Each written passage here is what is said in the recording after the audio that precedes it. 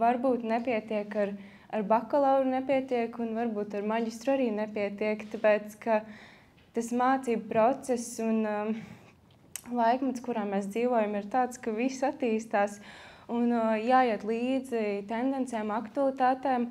Un mana tā pieredze ir tāda, ka ir jāizmanto visas iespējas, kas ir dotas.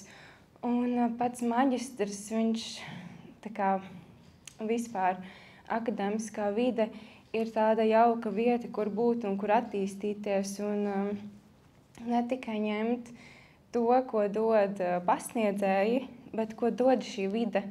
Un šeit, kad mēs esam, tad mēs dzirdam, būs vieslekcija, būs vieslektors no kaut kurienes, būs kāds pasākums.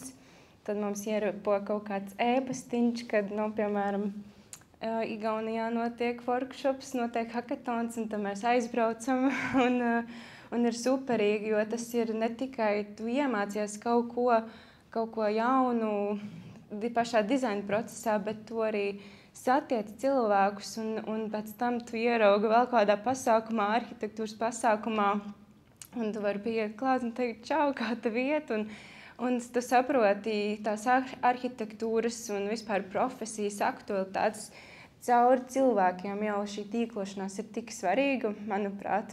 Tāpēc es saku to, ka nepietiek ne ar maģistru, ne ar bakalauru, bet pašam ir jābūt un jāuzzina vēl vairāk un jāiesaistās šajās pieredzēs. Un pilnīgi noteikti arī es iesaku izmantot mobilitātes programmas, doties Erasmusos, jo priekš manis tas ir bijis tā kā vislielākais tas ieguvums, jo tu mācies šajā skolā un tu saproti, iepazīsti jau pasniedzējs, un tev ir tie, piemēram, no sākuma bakalaurāta jau iepazīsti, ko kurš grib, un tu jau zini, kuram pasniedzējiem patiks labāk, kā tu tur noformēsi savus stāvu plānus, un ka viņam patiks tas un tas.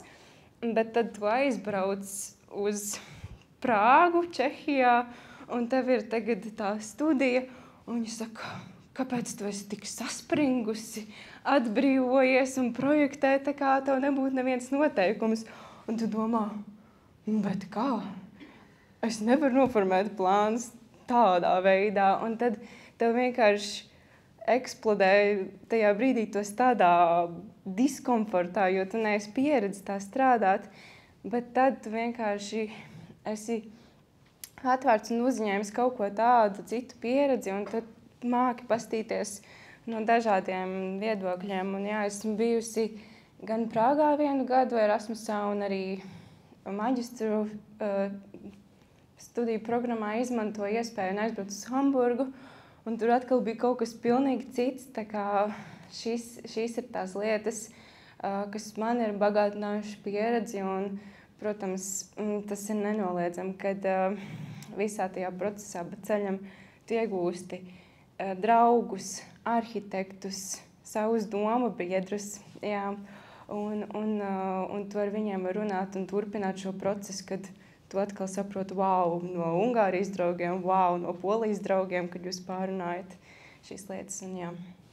Tā kā droši izmantojiet visas iespējas, ko jums dod universitāte un vide.